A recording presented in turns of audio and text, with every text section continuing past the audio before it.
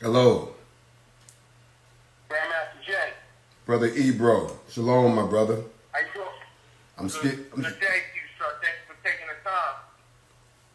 It's always a pleasure to talk to another brother. You know what I mean?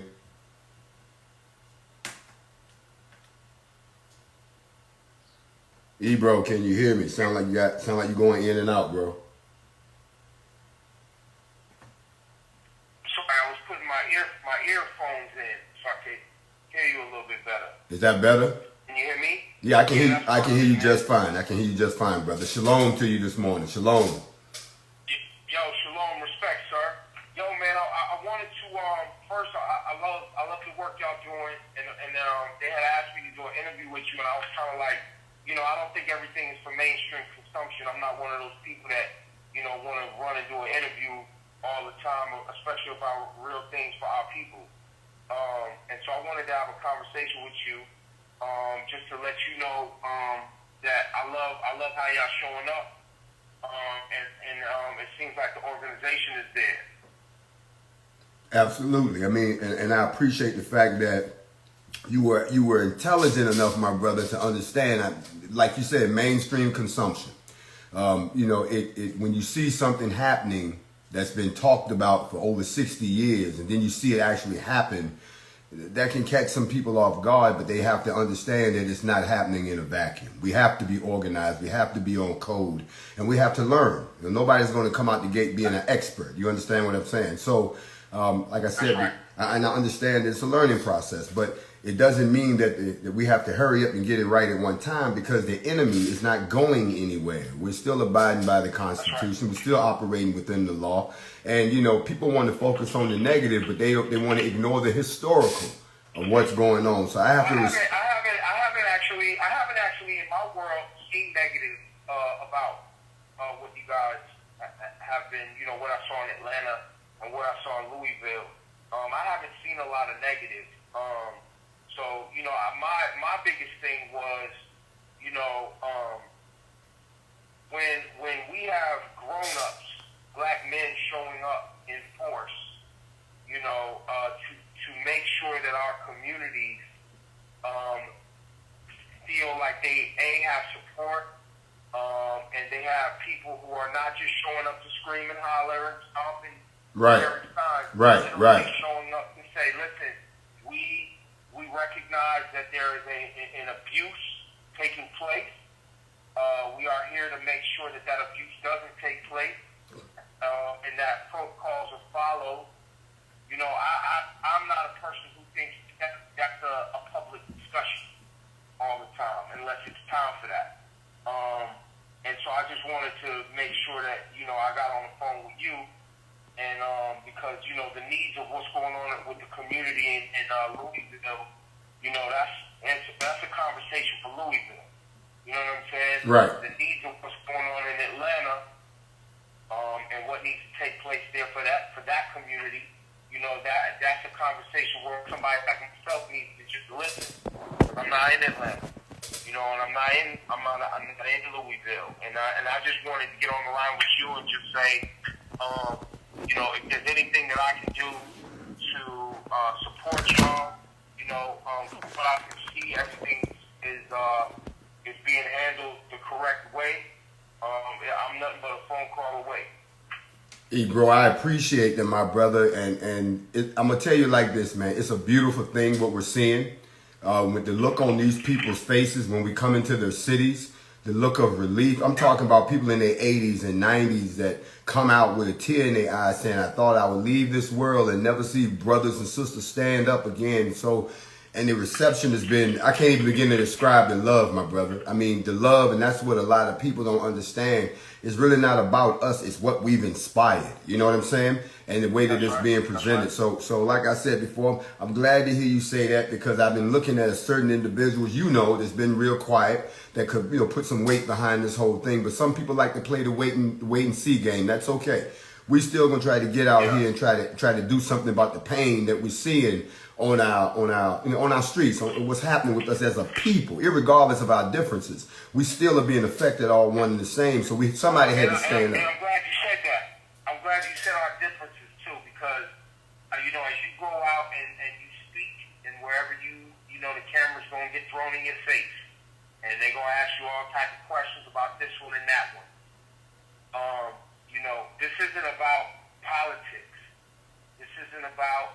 religious or spiritual agreements. This is about protecting black and brown bodies. It's about protecting communities that have been abused by white supremacy and a white supremacist system, right? And that comes, and white supremacy comes in all forms and fashions. You know, it comes from Democrats and Republicans. It comes from, you know, Catholics and Protestants and, you know, Jews and Christians, and it comes from everywhere. You know what I mean? Bro, I'm gonna have to have you. I'm gonna have to have you open up for me. You're gonna have to open up for me before I step to the mic, okay? Because you're saying exactly what we're trying to get across to folks, that you have to look at it that way. Because if you don't, you're gonna find out that the way that they keep us ineffective is by highlighting our differences and making us fight over the thing. Right. When you stop and think, that's what makes us unique. Is our differences. That's what makes us so colorful, so unpredictable. Is our differences. They don't flip the script on us. So to get their attention, to bring things back to center, sometimes you got to send a stronger message. You understand what I mean? And not only that, let me be honest with you. That's not all we doing. We're not just, we sending the message, yes. But just look at what you saw in Stone Mountain. What you saw in Stone Mountain was us responding to a threat against all of us. Let's just be honest. That's really what it was. But what you saw in Louisville was us being diplomatic, yet putting pressure on the leadership that we want an answer. And if the sign waving and the rainbows don't get your attention, maybe these AR-15s and these 308s will get your attention. So you'll do what you need to do, but don't understand, this is not for show. You understand what I'm saying? We really mean what we're saying right now. So to see brothers, I'm talking grown men, grown women, young and old, say we've had enough, get together so that we can overcome our differences, so we can start the march down the road to unity. And that's what it's all about, my brother. And that's what the NFAC is for. Don't let nobody tell you nothing different. That's what we want the whole world to know. And I haven't heard any negative, brother. I'm be honest with you.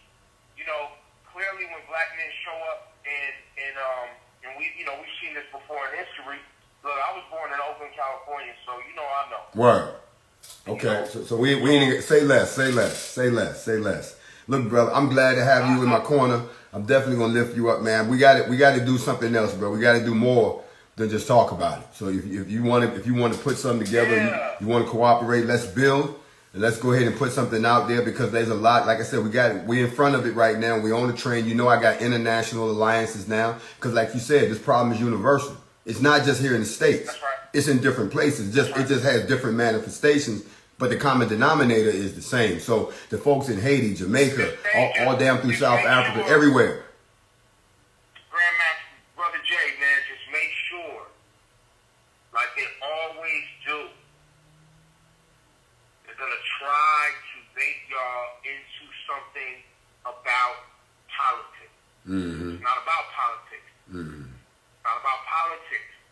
It's not about what your religious path is. Mm-hmm. It's not about that. Mm-hmm. It's about a white supremacy system that has taken advantage of and abused and black bodies for too long. Mm-hmm. Because it's easy for us to our ignorant, and I mean that in the truest sense of the word, not knowing, not having the information, because the white supremacist system that we have been under has not allowed us to have access to the information. Correct. Over an extended period of time. Correct. That lack of knowledge gets us wrapped up in other distractions. Mm-hmm. And the truth is, we are trying to make sure that our children get an education and are mentally healthy and physically healthy enough to participate in this economy, so we can build wealth and provide for our families over an extended period of time. It don't have nothing to do with a political affiliation. It don't have nothing to do with none of that other shit.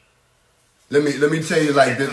Let me tell you like this, Ebro. It's like this, bro. It's like, I look at it this way, that in order to be effective, to wage this battle, or to lead this effort, or to even get out there and get the process started, You have to make sure that you have a little bit of all of those things that you touched on. So I look at it this way. If you know something about the military, you know something about politics, you know something about corporate America, you know something about our pastime, hobbies, and so forth, you know something about the culture, you have all the building blocks to go out and intelligently maneuver through this minefield. Like you said, be conscious of the politics. I'm a former presidential candidate. Trust and believe. I know the pitfalls in the structure, and I know the truth of the game behind the curtain of the matrix. So I already know better than to let the NFAC fall into that category. That's one of the key reasons we don't accept donations right now. No one is going to buy an interest in this effort. No one. We're actually doing Claude Anderson with group economics that we practice within the organization. The bigger the organization gets, the more money the organization got, because everybody's pouring into it.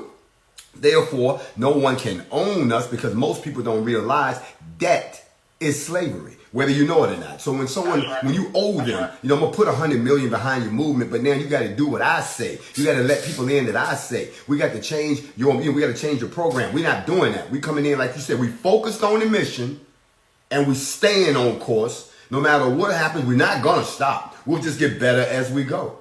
You got to realize that there's a lot of people that they're comfortable in their captivity, my brother, and because they're comfortable in it, what they'll do is they'll resist something like this, but they know that change is inevitable. So again, my brother, I thank you, because you're reading my mind. I'm reading your mind. We're both talking the same line, and that lets me know that we both come from the same line of people, where we understand it's not just this group over here based on religion. It's not just this group over here based on their political affiliation. It's not just this group over here, I hate to say it, based on just their sexual orientation. It's everybody.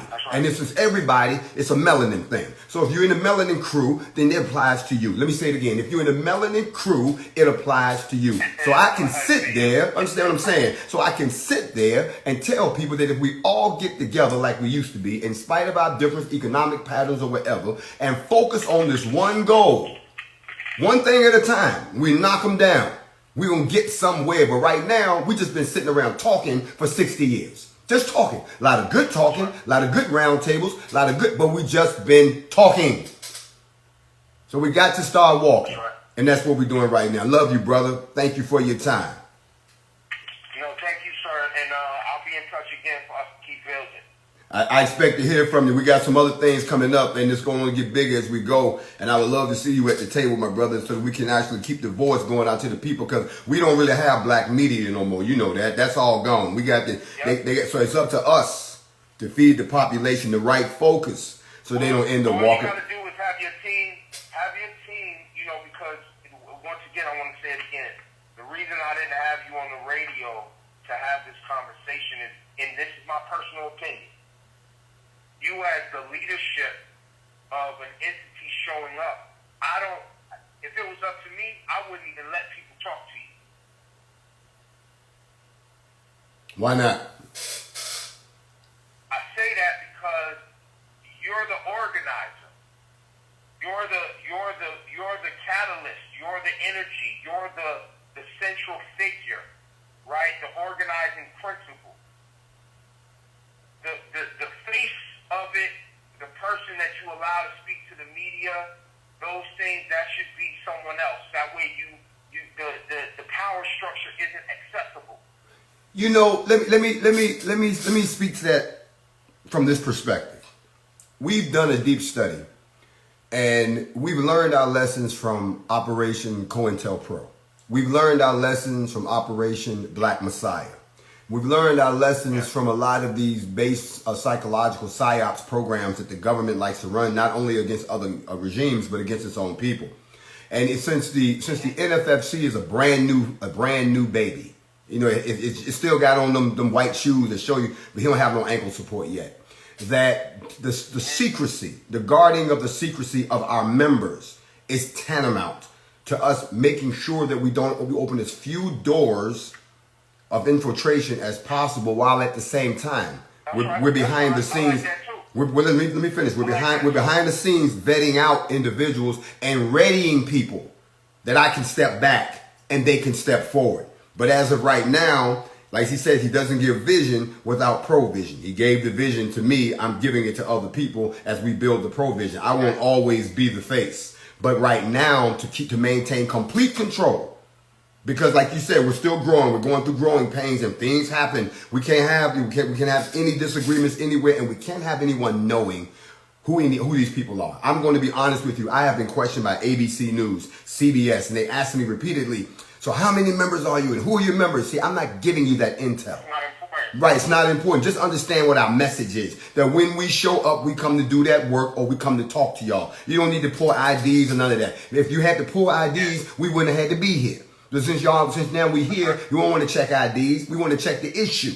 And the issue is what's going on. I'm going to leave you with this right here, my brother. The work that we did down in Louisville. A lot of people don't even really know all that happened because they got so caught up in one thing that they don't know that 25 minutes after we gave the speech on the City Hall that the Adjutant General had to issue a statement because everybody was on him like, well, do you agree with these cats? Are you going to respond to their cats? They don't put you on the clock. What's happening? He had to come out and say something. And he did. Yeah, it was a great conversation we had with him. We're looking forward to da-da-da-da. But what he was really saying was, I heard you. Okay? That's right. And that's the whole idea. When you chanting and singing and walking around in goddamn circles, letting off balloons and painting streets, they don't hear you.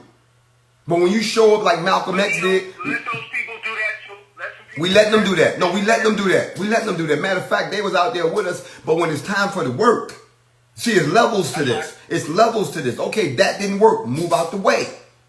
Let us try this. Don't tell us not to try this. No, we want to do it another way. Bruh, ain't nothing worked yet. People still dying in the streets, bruh. So we're going to try this way. And if this don't work, y'all come up with something else. But right now, I don't see nobody proposing nothing else. So we here on the scene, holding it down for our people, protecting our communities, teaching people how to self-police, and trying to stand up some of the tenets that the Black Panthers put down to improve the black condition. Right? You say black color, however you want to call it. But at the end of the day, melanated people need some help, and we stepping up to help ourselves. There you go.